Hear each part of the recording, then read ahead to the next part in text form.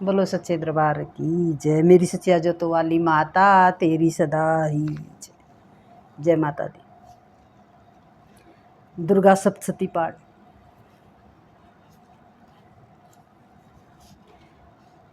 आज ये धूम्रलोचन वध, माता ने धूम्रलोचन का वध किया था।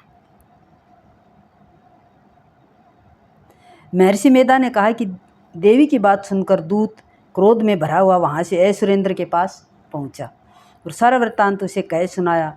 दूत की बात सुन ऐश्वर्येंद्र के क्रोध का पारावार न रहा और उसने अपने सेनापति धूम्रलोचन से कहा कि धूम्रलोचन, तुम अपनी सेना सहित शीघ्र वहां जाओ और उस दुष्टा के केसों को पकड़कर उसे घसीटते हुए यहाँ ले आओ।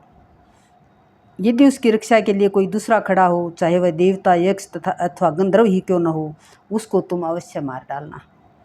महर्षि मेधा ने कहा कि शुंभ के इस प्रकार आज्ञा देने पर धूम्रलोचन 60,000 राक्षसों की सेना को साथ लेकर वहां पहुंचा और देवी को देख ललकार कर कहने लगा, अरे तू अभी शुंभ और निशुंभ के पास चल। ऐश्वर्येंद्र शुंभ और निशुंभ को इन्हीं को बोलते हैं। यदि तू प्रसन्नतापूर्वक मेरे साथ न चलेगी तो मैं तेरे केसों को पकड़कर घसीटता हुआ ले चलूँगा।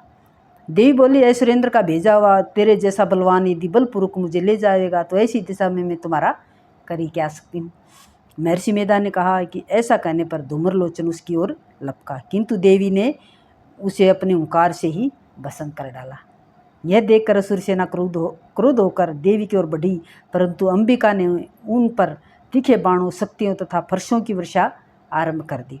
इतने में देवी का वाहन भी अपनी ग्रीवा के बालों को झटकता हुआ और बड़ा भारी शब्द करता हुआ असुर सेना में कूद पड़ा। उसने कई असुर अपने पंजों से, कई अपने जबड़ों से और कई को धरती पर पटक कर अपनी दाढ़ों से घायल करके मार डाला। उसने कई असुरों के अपने नखों से पेट फाड़ डाले और कई असुरों का तो केवल थप्पड़ मारकर सिर धड़ से अलग कर दिया। कई असुरों की भुजाएं और सिर तोड़ डाले और गर्दन के बालों को हिलाते हुए उसने कई असुरों को पकड़कर उनके पेट फाड़कर उनका रक्त पी डाला।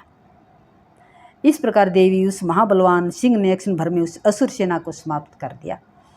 शुंभ ने जब यह सुना कि देवी ने धूम्रलोचन असुर को मार डाला है और उसके सिंह ने सारी सेना का संहार कर डाला है, तब उसको बड़ा क्रोध आया और उसके मारे क्रोध के होठ फड़कने लगे और उसने चंड तथा मुंड नामक महान असुरों को आज्ञा दी, हे चंड, हे मुंड, तुम अपने साथ एक बड़ी भारी सेना लेकर वहां जाओ और उस देवी के बाल पकड़कर उसे बांध कर तुरंत यहाँ ले आओ।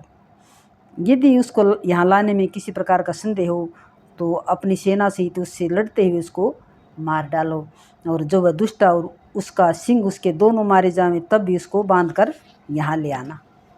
जय माता दी। जय माँ शेरा वाली माता की जय।